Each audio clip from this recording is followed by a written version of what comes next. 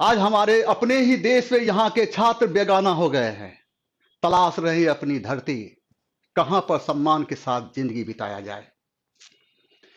मेरे जवान, जिंदगी मौत ना बन जाए, संभालो यारो। जिंदगी मौत ना बन जाए, संभालो यारो। खो रहा है चैन व अमन, मुश्किलों में है वतन। सरफरोशी की समा दिल में जला लो मेरे यारो। जी हां, ये आवाज है प्लेटफॉर्म की सरजमी से सहनशाह पंकज मिश्रा की। मेरे सामने खड़े हैं छात्रों के मेहरोली स्तंभ नवीन सर। नवीन सर, आप ही बताएं, आज के समय में हमारे देश में सबसे बड़ी समस्या क्या है? हमारे देश की सबसे बड़ी अहम समस्या है बेरोजगारी।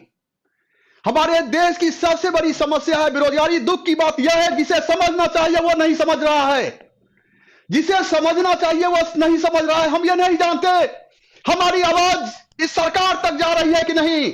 आज फिर हम एक बार कहते हैं यह सरकार बहरी हो चुकी है। आज फिर हम कहते हैं यह सरकार बहरी हो चुकी है। इसे सुनाने के लिए कोलाहल की आवश्यकता है। मेरे जवान एक हो जाए। इसे सुनाने के लिए कोलाहल की आवश्यकता नहीं, एक धमाके की आवश्यकता है। मत भूलिए, यह भारत की सरजमी भगत सिंह, चंद्रशेखर आजाद, अशफाक उल्लाह खां से भरा पड़ा था और आज भी भरा पड़ा है। आज भी भरा पड़ा है। मेरा एक एक जवान देश की प्रधानमंत्री बनने की योग्यता रखता है। हम नहीं, भारत की सरजमी चीख चीख कर रही है। ए यंग मैन, हमारे देश के क्लोरोफिल को नष्ट मत कीजिए।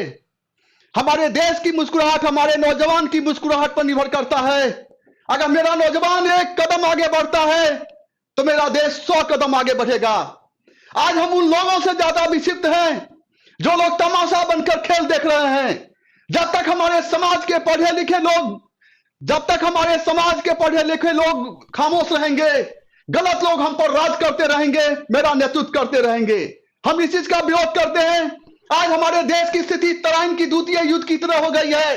जब तराइन का द्वितीय युद्ध चल रहा था, जितने लोग लड़ रहे थे उससे ज्यादा लोग उस युद्ध को देखने के लिए देख रहे थे और इस इंतजार में खड़े थे कि इस युद्ध का परिणाम क्या होगा। नहीं, युद्ध मत देखिए, युद्ध में भाग लीजिए।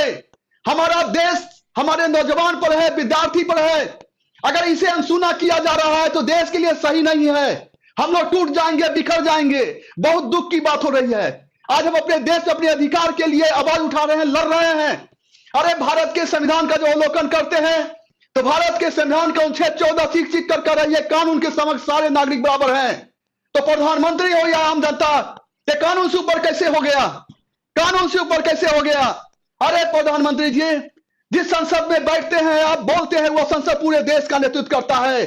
जिस संसद में खड़ा होकर वो बोलते हैं, वो आपकी आवाज नहीं, पूरे देश की आवाज होती है। बस एक बार और इस पर विचार करें, नौजवान का भविष्य क्या होगा, इसका कदम क्या होगा। ऐसे ही नौजवान ज्यादा समय तक बेरोजगार रहने के बाद उनका कदम गलत तरीके से उठ जाता है, जिसे आप कुछ और नाम दे देते हैं, जिसे कुछ और आप नाम देते हैं। अब यह चलने वाला नहीं है, अब यह चलने वाला नहीं है। याद रखिए कि मोदी है तो मुमकिन नहीं, शिक्षा है तो मुमकिन है। अगर सही बोलना गैर कानूनी है तो फिर हम बागी हैं, हम बागी हैं, हम बागी हैं।